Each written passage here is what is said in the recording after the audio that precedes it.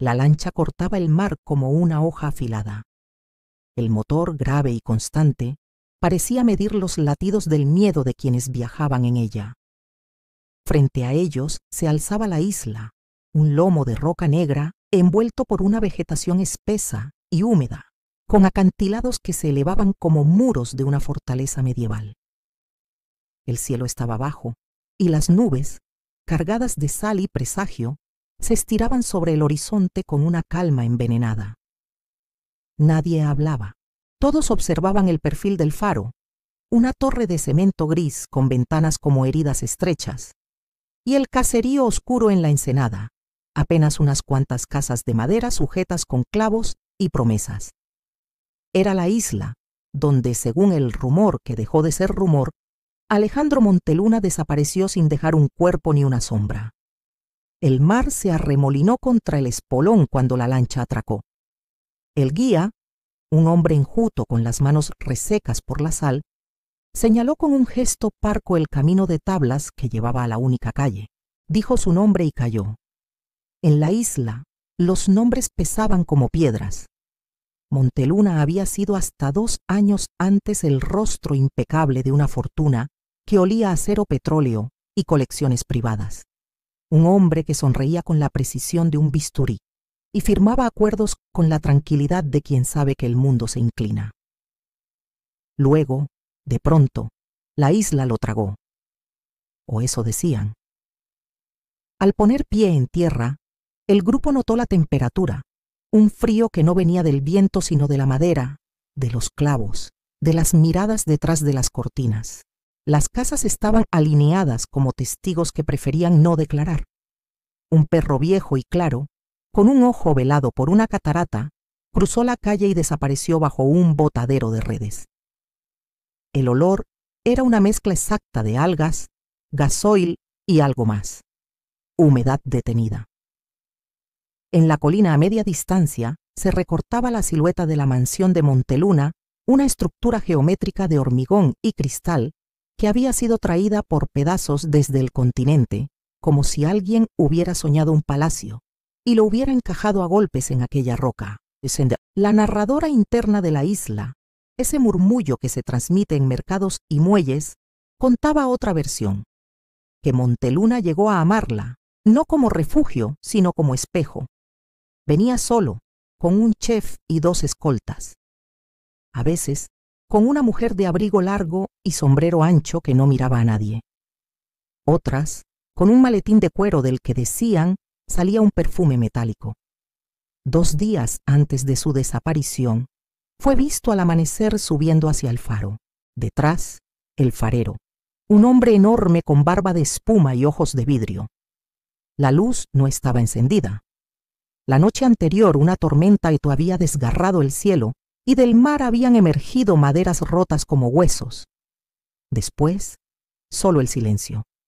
La noticia se filtró 4 días más tarde y, poco a poco, el continente dejó de preguntar. La isla aprendió a respirar más despacio. La investigación oficial fue un desfile breve de trajes oscuros y carpetas selladas. Se tomaron fotografías que nadie vio. Se preguntó a la dueña del bar del muelle si lo vio salir.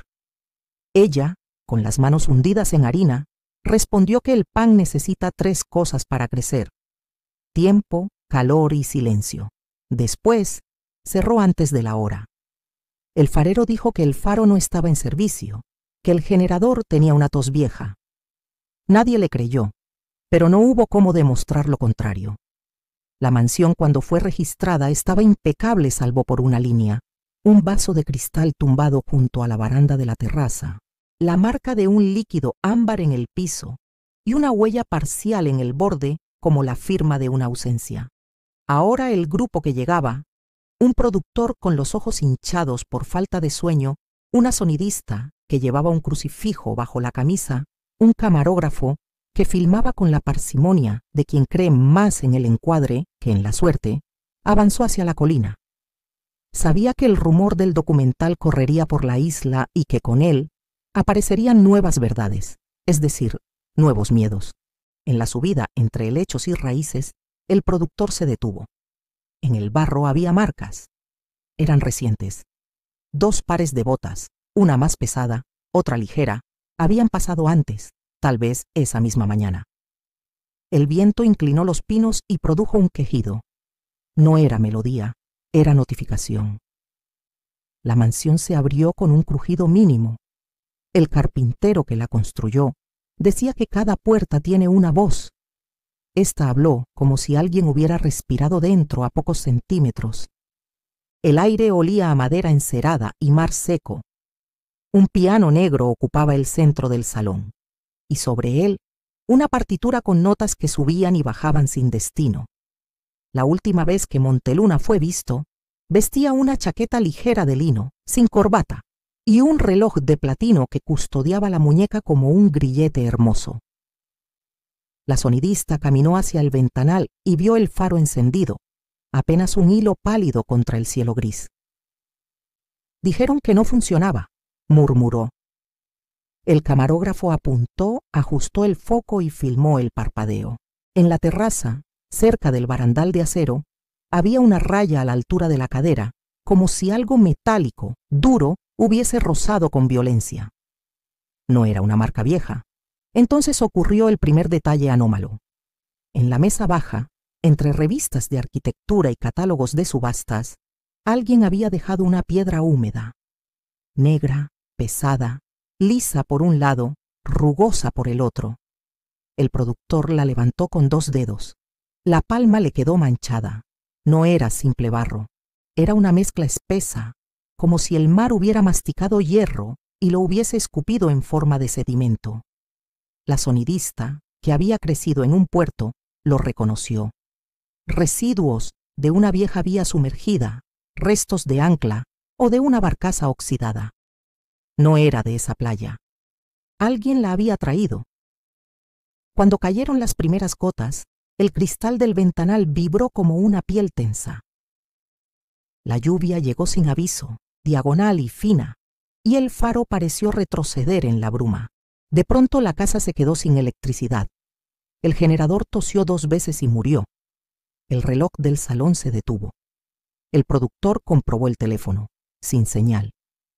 El camarógrafo, que siempre prefería mirar el mundo a través de la cámara, notó algo que los otros no. En el reflejo del ventanal, una sombra cruzó de izquierda a derecha, lenta, con la calma criminal de quien sabe que está siendo visto y lo permite. Al girar, el salón estaba vacío. Solo el piano, el vaso caído, la piedra oscura. Afuera, el faro parpadeó una vez más y se apagó, como un ojo que decide cerrar el caso.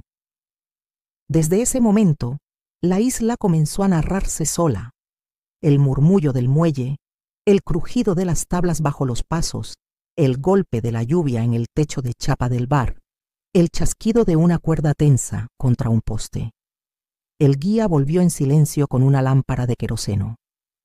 Dijo que el faro había encendido por pocos minutos en 2 ocasiones ese mes, y que el farero dormía en el hospital del continente por problemas de corazón. Nadie lo había reemplazado. Entonces, ¿quién lo encendió? La sonidista sostuvo la lámpara con la mano firme y miró la terraza por última vez antes de que la noche cerrara la escena. Vio una marca nueva. 3 líneas breves, paralelas, como garras de metal en el acero del barandal. La lluvia las hacía brillar. Parecían recientes, hechas con deliberación. Un gesto, un mensaje. En el puerto más tarde, la dueña del bar encendió una radio vieja que solo captaba estaciones lejanas cuando el viento venía del oeste. Sonó una canción que Monteluna había puesto una vez en la rocola, una pieza de saxofón triste. Nadie bailó. En la pared, detrás de las botellas, había una fotografía en blanco y negro, una lancha, un hombre con sombrero y abrigo, un faro al fondo. El hombre no miraba a cámara. Tenía el cuerpo girado como si alguien lo hubiera llamado por su nombre desde el agua. La mujer pasó un paño por la foto y apagó la luz.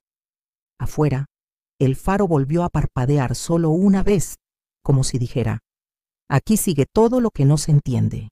Si este misterio te está atrapando y quieres descubrir qué dejó Alejandro Monteluna en esta isla y por qué, Nadie volvió a hablar de él. Dale like, suscríbete al canal y activa la campanita. La noche avanzó por la mansión como un animal silencioso.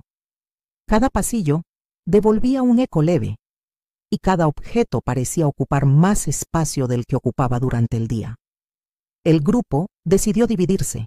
El productor y la sonidista revisarían el despacho de Monteluna, el camarógrafo y el guía, las estancias y la bodega.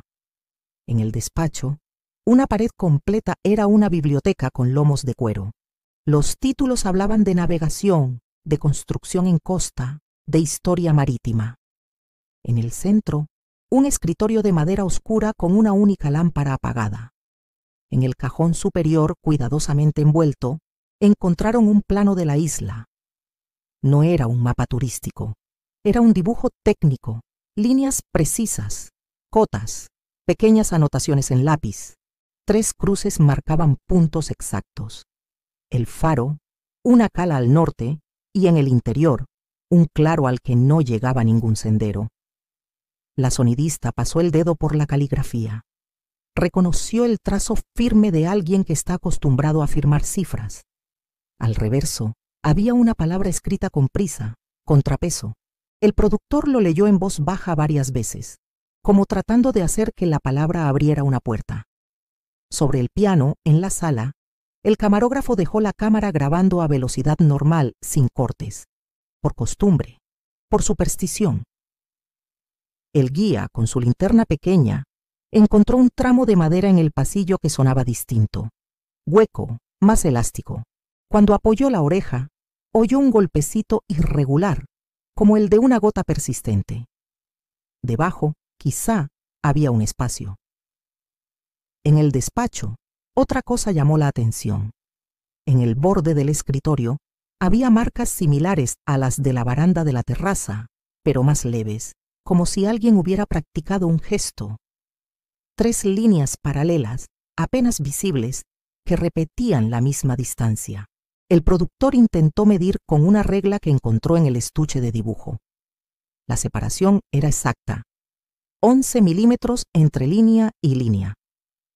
La precisión no era casual. En la biblioteca, un tomo viejo se despegaba 1 centímetro del resto. El guía lo tocó. El libro cedió como si tuviera bisagras. Detrás, un hueco con una caja de metal sellada por una cerradura de combinación. 4 ruedas, 10 números cada una. No había polvo. ¿Alguien la había usado recientemente? Mientras afuera el faro permanecía ciego, la cámara en la sala registró un detalle. En el cristal del ventanal, una condensación se dibujó desde el borde hacia el centro, formando líneas sinuosas como si una mano fría hubiera pasado acariciando el vidrio. No había nadie frente a él. El reloj del salón detenido marcaba las 22:17. A esa misma hora en el despacho, el productor escuchó un breve chasquido. La caja de metal vibró 1 milímetro. No fue imaginación. La sonidista, con su oído entrenado, también lo notó. Era el sonido de un mecanismo que se tensa cuando una pieza encaja mal. El productor, con los dedos en las ruedas, giró una combinación al azar. 1, 1, 1, 1. Nada. Luego 0, 0, 0, 0. Nada. La sonidista miró el plano de la isla. 3 cruces, 3 líneas, 11 milímetros de separación. Prueba 1103, dijo, sin estar segura de por qué. El metal no cedió. En la cocina, el camarógrafo encontró un calendario detenido 2 años atrás. En el día de la desaparición, alguien había dibujado un pequeño faro y una flecha que apuntaba al margen. Allí, un número escrito con tinta azul. 4. Dijo el número en voz alta. Desde el despacho, el productor lo escuchó como si la casa lo hubiera pronunciado. Giró la primera rueda al 4. La caja respondió con una vibración mínima, casi un asentimiento. Siguió el silencio, denso y puntual. La segunda rueda marcó un 7. Nada. La tercera un 1. Tampoco. La sonidista, de pie, volvió a mirar el plano. Las cruces formaban a distancia un triángulo obtuso. El ángulo más cerrado apuntaba hacia el faro. Sobre el plano, sin proponérselo, colocó el vaso caído que habían traído de la sala. La base dejó un anillo húmedo que, por coincidencia o por diseño, tocó las 3 cruces a la vez. El productor lo entendió como una instrucción. 4310. Giró. La caja no se abrió, pero el suelo a la altura del pasillo respondió con un golpe seco. Algo se había desbloqueado al otro lado. El guía corrió hacia el tramo de madera hueca. Con la linterna en la boca y un destornillador en la mano, levantó un panel con cuidado. Debajo, un pasadizo descendía en ángulo suave hacia el corazón de la roca. El aire que subió era frío y salado, mezclado con un olor químico, dulce y agrio. El camarógrafo encendió una luz auxiliar y bajó primero. El túnel estaba reforzado con tablones recién cambiados, la madera aún pálida, y tenía marcas de manos o guantes en el polvo. Al cabo de 15 metros, el pasadizo se abría a una cámara de mantenimiento con tuberías oxidadas y una puerta de metal con un ojo de buey ciego. Sobre la puerta habían pintado antiguamente una palabra que la humedad había borrado casi por completo. Se leía solo: Encia. La linterna del guía hizo brillar un candado industrial cerrado con cadena nueva. En la superficie sin aviso, el faro encendió una sola vez lo suficiente para que el destello encontrara la ventana de la cámara, rebotara por el pasadizo y llegara al panel abierto en el pasillo como una lengua de luz que señala y acusa. El productor sintió un escalofrío. No había electricidad en la isla, pero el faro conocía el momento exacto para respirar. Si alguien o algo controlaba el faro, también controlaba el ritmo del miedo. Tras el destello, el silencio volvió a caer, más pesado que antes. En la mesa del despacho, el plano de la isla comenzó a curvarse por la humedad, como si quisiera recordar una forma antigua. La palabra detrás, contrapeso, se hizo más clara por un segundo. Luego, se borró con la misma prisa con que la habían escrito. A la mañana siguiente, el mar amaneció como una lámina de plomo en calma. Las gaviotas, en lugar de gritar, obedecieron una quietud inusual. El grupo decidió buscar el claro interior marcado en el plano. No había senderos. La vegetación, densa y brillante, los obligó a avanzar con paciencia. A mitad de camino, encontraron señales de poda reciente. Ramas cortadas con herramienta, cortes limpios y huellas de botas con dibujo moderno, no de pescador.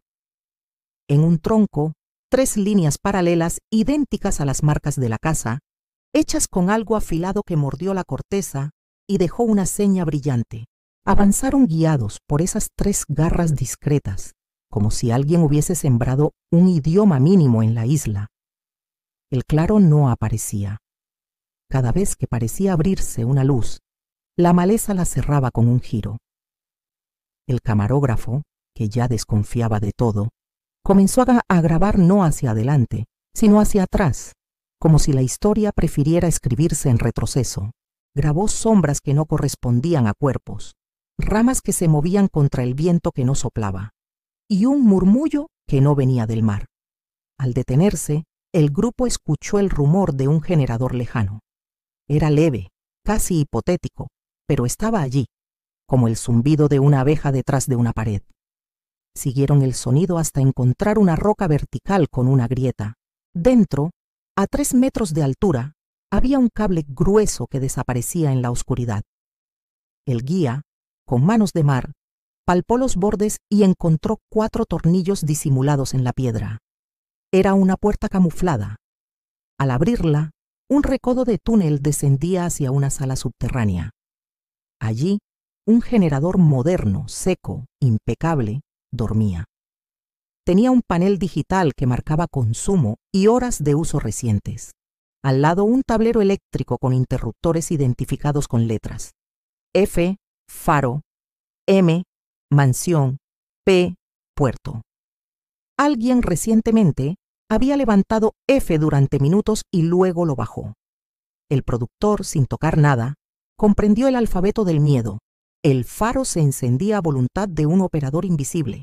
En una mesa metálica había cajas de herramientas una libreta con tapas de cuero y varias piedras negras, idénticas a la encontrada en la mansión. La libreta estaba cerrada con un elástico. En la portada, grabado con calor, un nombre: A.M. No la abrieron, no aún. La prudencia no era tanto un método como una superstición. En la isla, cada acto parecía cobrar interés. En una esquina de la sala, una pared de roca tenía un dibujo hecho con tiza, un triángulo con un círculo en el centro y una línea que salía hacia el nordeste. Debajo, otra palabra medio borrada: puente. El guía recordó que, décadas atrás, antes del faro actual, existía un muelle secundario al norte, destruido por un temporal y enterrado por el tiempo. Si alguien hubiese reconstruido parte de esa estructura bajo el agua, podría entrar y salir sin cruzar el puerto del pueblo. Una ruta fantasma. Una isla dentro de la isla.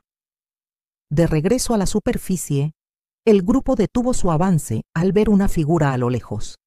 Un hombre mayor, apoyado en un bastón, los observaba desde la linde del bosque. Su rostro era una geografía de sal y arrugas. Tenía los ojos claros, casi blancos. Vestía un abrigo viejo con parches. El guía lo reconoció con un gesto: el antiguo ayudante del farero. Creyeron que no hablaría. Sin embargo, el hombre levantó la mano y señaló hacia el faro. Con voz granulada dijo: «La luz no siempre guía, a veces encubre». Luego, giró el bastón y trazó en la tierra 3 líneas paralelas. Sonrió sin humor y añadió: «Cuando quieren callar a alguien, le regalan un silencio nuevo». Se fue sin mirar atrás, dejando una estela de arena que el viento borró de inmediato. Al atardecer, la mansión volvió a recibirlos con el mismo crujido breve de la víspera. El productor colocó el plano sobre la mesa y con un lápiz repitió el triángulo de las cruces. El círculo del dibujo subterráneo ajustaba con exactitud al claro que nunca apareció. La línea al nordeste apuntaba al mar, hacia un punto donde la carta náutica indicaba un pecio antiguo. Comprendieron contrapeso no como metáfora, sino como ingeniería.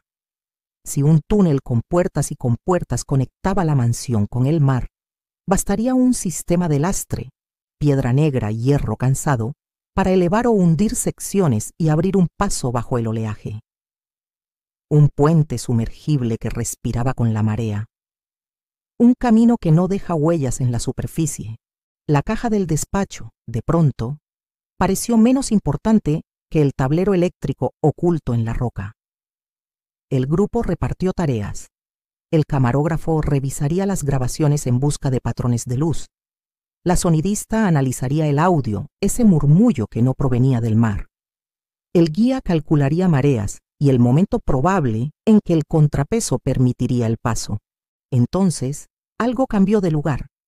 En el ventanal apenas visible había una huella seca que no estaba antes. No era de mano ni de zapato. Era la huella de un objeto apoyado con precisión, la base de un reloj de sobremesa o una caja musical. Junto a ella, una fibra dorada, como de un hilo caro, de un forro fino. La sonidista la recogió con una pinza. Brilló bajo la luz rala del atardecer. Cuando el sol cayó, el faro encendió desde una ausencia, esta vez con un pulso diferente, 2 destellos largos, uno corto. El guía que había trabajado con radiobalizas se irguió. Esa cadencia no era caprichosa, era un código. En la mesa del generador, la libreta de tapas de cuero pesó en la memoria del grupo. A esas alturas, no abrirla habría sido deshonesto con el misterio. La desataron. Dentro no había confesiones ni números de cuentas, sino listas. Horarios de marea, notas sobre consumo del generador y, en la última página, un párrafo escrito con trazo más tembloroso. Si alguien encuentra esto, entenderá que la luz miente porque la obligan. No se busca a un hombre, se busca a un testigo, y a los testigos se les regala un silencio nuevo, firmado A.M. El productor leyó en voz alta sin teatralidad. La sonidista cerró la libreta despacio, como si al hacerlo pudiera devolver un poco de tiempo al papel. Afuera, el faro parpadeó una vez más. En la baranda de la terraza, las 3 líneas, húmedas, devolvieron un reflejo ambarino. El mar, en calma tensa, pareció abrirse 1 milímetro a la altura del nordeste. Allí, bajo el agua, un trazo oscuro se insinuó como la columna vertebral de una bestia dormida. Nadie pronunció el nombre de Monteluna. En la isla, las palabras correctas son puertas, pero hay puertas que, si se abren, ya no permiten salir. La cámara, que no había dejado de mirar, capturó el encuadre final. La mansión respirando, el faro con su ojo indeciso y el mar guardando un camino que no debía contarse. Nadie volvió a hablar de él, no por falta de historia, sino por exceso de verdad. Y hay verdades que en ciertas islas valen más cuando se hunden.